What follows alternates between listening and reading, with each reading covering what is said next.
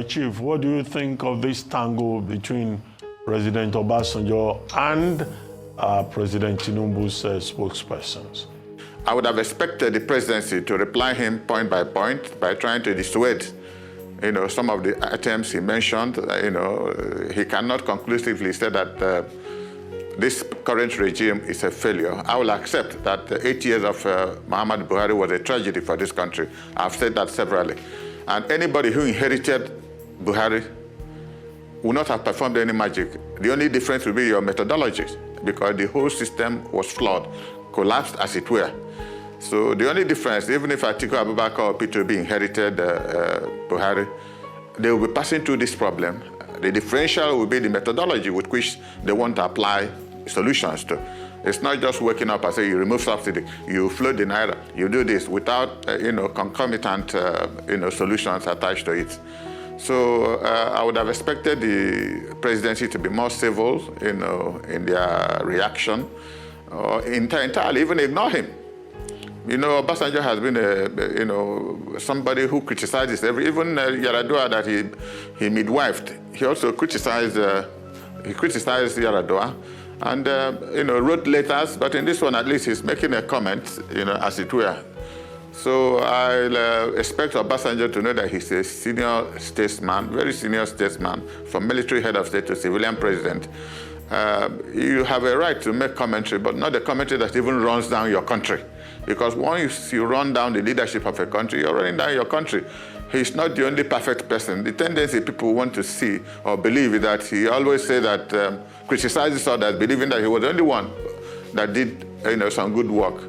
Every other president in one form, even the short 2.5 years or so of Yaradua, he did some good work. So I believe that these toxic replies and commentaries should not apply, not in the situation we find ourselves. Thank you for using the term toxic with regards to, the replies and the conversation. You also used the word civility. Can you please unpack these for us, especially when you're talking about the toxic rhetoric that we've been hearing? What do you think is at the foundation of this? Because it seems to be escalating. Why do you think that the communication and the back and forth on issues that should just be academic debates has somehow descended into a world of, toxic abuse and insults? What do you think is at the core of this? Well, if you remember, between 1998 or 1990, 2007, Tinubu was governor of Lagos State, and Obasanjo was president of Nigeria, PDP. And it was, short of saying it was a civil war, there was nothing the PDP government at that level didn't do to take Lagos State from Tinubu, and he resisted it. So I can see a carryover of what happened some 20-something years ago. This is taken aback when you call this toxic. Me, I just call this real open season play. People are just having fun. As far as I'm concerned, there's nothing toxic about it, because let's look at the substance of the matter. Obasanjo said what is true. Can you pick out a lie in what Obasanjo said? Things are not going right. There's nothing Obasanjo said that IMF has not said that is happening as we speak today in Nigeria. In fact, if you get Obasanjo's speech, there's not going to be too much difference from the IMF playbook or any foreign media. As regards our elections, yes, our elections are faulty, which we all know about. Even Obasanjo himself conducted 40 elections, which were deemed to be fraudulent. So, by Onanuga responding him to that one is 1-1 as far as I'm concerned. There's nothing that they said. The state of the economy is backward and everything. And you say Obasanjo is going to say this on the foreign forum. Everybody in the world knows what goes on in Nigeria. Wasn't it an Austrian newspaper, as President Tinubu won, that carried a story about a baron winning an election in Nigeria? I mean, so everything is in public glare. In moving forward, can't this government decide to work on those things that he has highlighted rather than abusing him? Because these things are the things we should work on.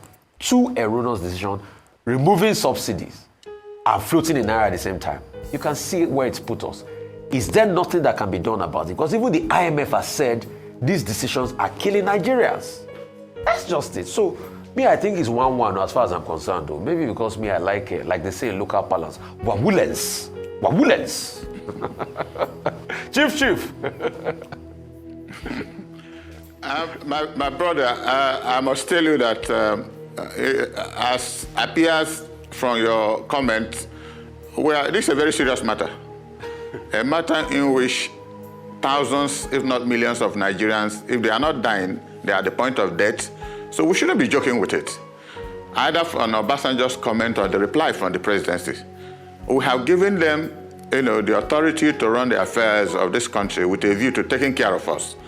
And Obasanjo rightly pointed out, nobody believes that anything is going so beautiful in this country.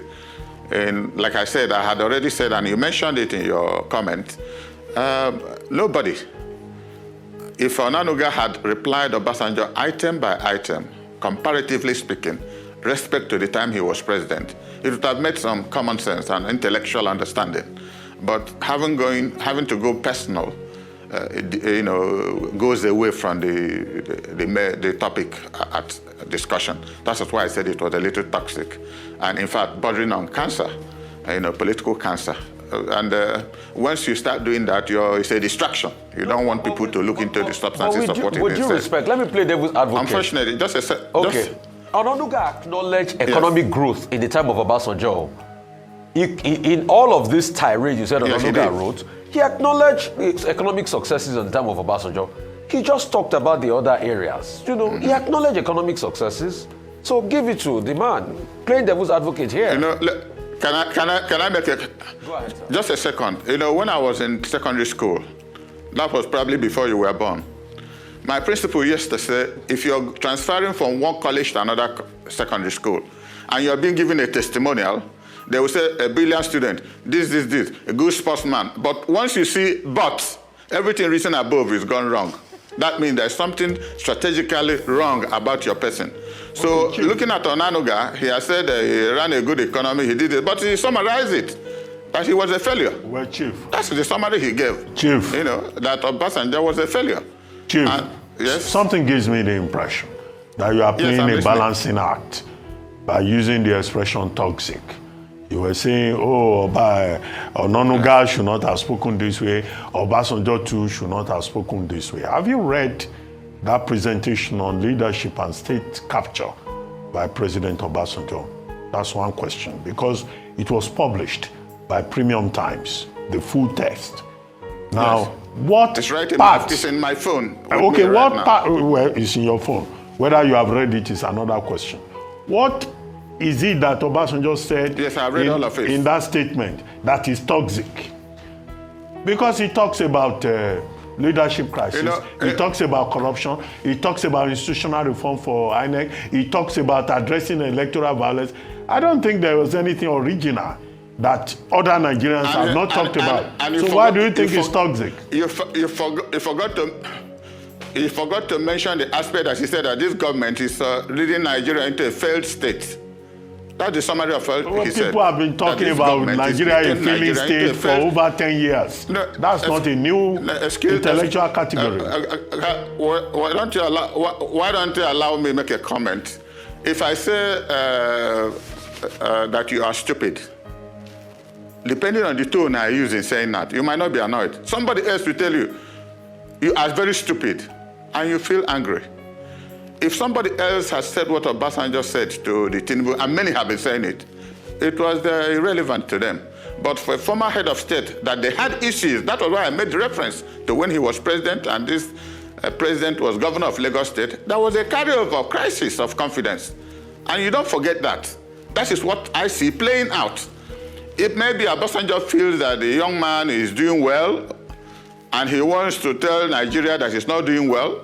That is his opinion. He's not going to convince me or yourself or somebody else the way to judge Tinubu's government. Those who had in the past judged how Obasanjo performed. It's not going to change anything. But what I'm saying that for comments like that coming at this point in time, and the subsequent reply from the presidency, we don't need them. That's why I'm being fair-minded in my commentary. The Nigerians are dying, and supporting Onanuga or supporting Obasanjo don't help the issue. We should be able to, if we have suggestions how this country can do better, let the person say it out. Not when we have all died and you come telling us the armchair theoretics. This, if you had done this, why didn't you tell us to do it? If you love this country, if you're patriotic, tell us how to do it better. People are dying in this country. People are dying. In every village, in every town, people are dying. And this rhetoric is not what we require at this point in time. That is summary of what I'm saying, honestly. You know? Okay. So having said that, we all know that former President Obasanjo has always been a very vocal man. Whether it's through his written letters or through his spoken word, he's not a man who can be gagged or silenced. So having said that, how do you think this is all going to play out? Because you've already alluded to the fact that, you feel this is bigger than this statement, that it is being driven by animosity, historic animosity between these two gentlemen. So it almost seems like there's a bigger tug of war happening. What is that tug of war, and how do you see all of this concluding? Is this the path to 2027? Do you think the Tinubu administration is concerned about who Obasanjo may be backing on the road to 2027 and how that will play out? What do you think are the dynamics and intricacies around this, and how do you think it will play out? Thank you very much for this question. I had the singular privilege, and I call it a privilege, of meeting Obasanjo as president not less than 30 times. In fact, at some point in time, he would tell his senior special assistant, Andy Oba, to call me. He's a very argumentative person, very intellectually driven, In fact, sometimes we'll be talking, and his late chief of staff, Major General Abubakar, will come and tell him he has an appointment. And he said, I'm president of Nigeria. This is more important to me. Because I'll have the courage to tell him where he's wrong, and he will debate on it. So for those who have not had the privilege of talking with Obasanjo one-on-one, you will not know where he's coming from. He's somebody who positions himself, like I said initially, that he's a perfectionist.